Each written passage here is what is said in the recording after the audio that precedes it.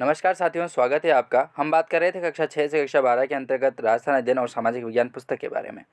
ये पुस्तक से जो प्रश्न बने हैं, क्योंकि आपका जो बेस लेवल होता है ये आपका ज़ीरो लेवल है। जो भी एग्ज़ाम्स आने वाले हैं कॉम्पिटिटिव एग्ज़ाम प्रतियोगी परीक्षाओं के, चाहे सीईटी से लगा के आरएस मेंस का हो गया, टीचर की सारी भर्तियाँ हो गई, जो भी एग्ज़ाम्स हैं उनके लिए आपको बहुत ही महत्वपूर्ण प्रश्न यहाँ से उठेंगे। क्योंकि जो आपका बेस लेवल होता है, जो आपका ज़ीरो लेवल होता है, जहाँ से प्रश्न बनाए जाते हैं पेपर सेंटर के माध्यम से, तो वो कक्षा 6 और कक्षा 12 तक की जो पुस्तकें हैं राजस्थान अध्ययन, हमारा राजस्थान जो पुस्तकें होती है सामाजिक विज्ञान, यहाँ से जो क्वेश्चन बनते हैं वही क्वेश्चन आपको एग्ज़ाम्स में पूछे जाते हैं। क्योंकि उनको भी एक ऑथेंटिक, एक प्रमाणिक स्रोत की ज़रूरत पड़ती है और वो अपनी जो पुस्तकें हैं वही होती है। तो ठीक है, इसी के अंतर्गत हम बात कर रहे थे कक्षा 7 का बात कर रहे थे, जिसके अंतर्गत हम भाग फर्स्ट भूगोल के अंतर्गत बात कर रहे थे। अध्याय फर्स्ट जिसमें हमने पढ़ा था हमारा भारत, अध्याय दूसरा हमने पढ़ा था राजस्थान एक सामान्य परिचय, और आज हम बात करेंगे जल संसाधन के बारे में। भूगोल का पार्ट आता है जल संसाधन, उसके बारे में बात करेंगे। तो देखिए, हमारा राजस्थान, हमारा भारत से हमने क्वेश्चन बनाए थे, वो विस्तृत नक्शे के साथ हमने बात करी थी।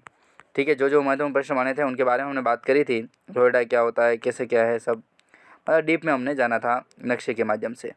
तो ये चैप्टर आता है जल संसाधन का। यहाँ से आज हम इसकी शुरुआत करते हैं जल संसाधन की। ठीक है, तो जल संसाधन इसका पहला पार्ट है, अध्याय है तीसरा।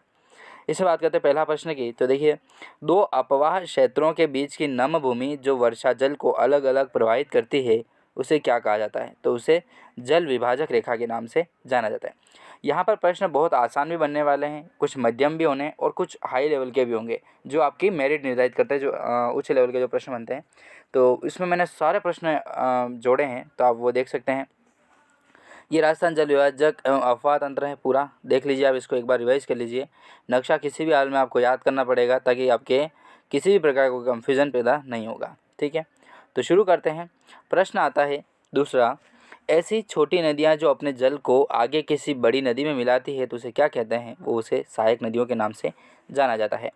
सरस्वती अपना जल कहाँ गिराती थी? तो सरस्वती जो है वो गुजरात के भरूच नामक स्थान से अरब सागर में जो है वो जल गिराती थी।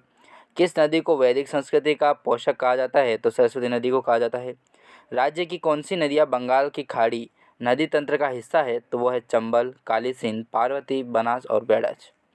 फिर प्रश्न आता है कि राजस्थान की कौन सी नदियाँ अरब सागरीय नदी तंत्र का हिस्सा है? तो वो है माही, लूणी, साबरमती और पश्चिमी बनास। ठीक है, अब नदियों के बारे में बात करते हैं। तो नदियों के जो प्रकार हैं उनके बारे में बात कर लेते हैं। इसमें अभी राजस्थान का जो नया अपडेट आया है उसके आधार पर बात नहीं करेंगे, तो अपन पुराना जो भी डेटा है उनके आधार पर बात करें, क्योंकि अभी तक वो प्रमाणिक नहीं हुआ है।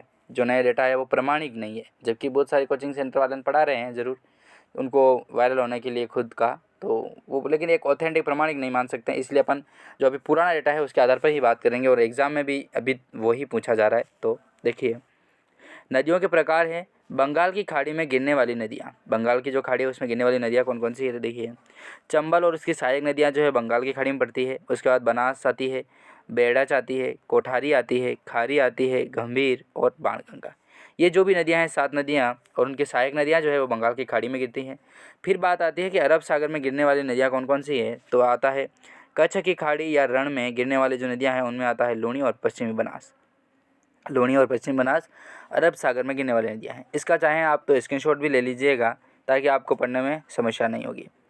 दूसरी जो है वो खंबात की खाड़ी में गिरने वाली नदियों के अंतर्गत आता है, जिसमें पहला आता है माही, दूसरा है सोम, साबरमती और जाखम। ठीक है, ये जो भी नदियाँ हैं, सरस्वती इसमें नहीं आता है। ठीक है, सरस्वती अलग है। तो लूनी और पश्चिम बनास जो है वो कच्छ की खाड़ी या रण में जाती है, और खंबात की खाड़ी की बात करें तो उसमें आता है माही, सोम, जाखम और साबरमती। ठीक है, सोम, माही, जाखम याद रख सकते हैं आप। सोम, माही, जाखम और एक साबरमती याद रख सकते हैं। खंबात की खाड़ी में गिरने वाली नदियाँ हैं अरब सागर में। ठीक है, तो फिर बात करते हैं आंतरिक जल प्रवाह वाली नदियाँ कौन कौन सी है। तो उसके अंतर्गत नाम आता है गगन नदी का, फिर आता है सावी, कांतली, काकनई या मसूदरी जिसको कहा जाता है मसूरदी, फिर आता है द्रव्यवती, बैंथा, रूपारेल और रूपनगढ़ का नाला। रूपनगढ़ जो नाला है वो भी आंतरिक जल प्रवाह की नदियाँ हैं। ठीक है, तो इसका आप स्क्रीनशॉट ले लीजिएगा, और बहुत इंपॉर्टेंट होने वाली नदियाँ हैं। ठीक है, विशेष तरीके से बात करते हैं। नेक्स्ट प्रश्न आता है कि कौन सी नदियाँ राजस्थान में आंतरिक अपवाह तंत्र का निर्माण करती है। तो अपन ने पहले पढ़ चुके हैं अपन, जिसके अंतर्गत नाम आता है गगन नदी का, सबसे बड़ी नदी यही है। बाणगंगा, कांतली, साबी, रूपारेल और मेढा नदी जो हैं ये आंतरिक जल प्रवाह की नदियाँ हैं।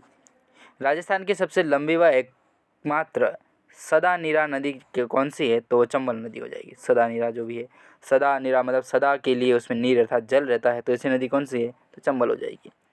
राजस्थान की औद्योगिक नगरी कोटा किसके किनारे स्थित है, तो कोटा जो है वो चंबल नदी के किनारे ही स्थित है। ठीक है, ये चंबल नदी के बारे में पूरा विस्तृत तरीके से इसमें मैंने दे रखा है, तो आप देखिएगा सारा। ठीक है, तो यहाँ से जो उत्पत्ति यमुना से लगा करके ये जब जनापाव की पहाड़ियाँ जो महू मध्य प्रदेश में पड़ती है वहाँ तक आती है, तो आप यहाँ तक देख सकते हैं। ठीक है, इसको बहुत तरीके का आप मान सकते हैं इसको। तो ठीक है, फिर नेक्स्ट बात करते हैं इसी के अंतर्गत 10वां महत्वपूर्ण प्रश्न आता है कि चंबल की सहायक नदियाँ कौन सी है, तो वो आती है बनास, बेड़ज, कोठारी, काली सिंध और पार्वती। ये भी जो भी नदियाँ हैं वो चंबल की सहायक नदियाँ हैं। पूर्णतः राजस्थान में बहने वाली राजस्थान की सबसे लंबी नदी तो वो है बनास। राज्य की अपवाह क्षेत्र की सबसे बड़ी नदी कौन सी है, तो बनास नदी हो जाएगी। बनास, बेड़ज और मैनाल का संगम क्या कहलाता है, तो उसे त्रिवेणी या बिगोत जो भीलवाड़ा में होता है वो त्रिवेणी संगम कहलाता है, बनास, बेड़ज और मैनाल का।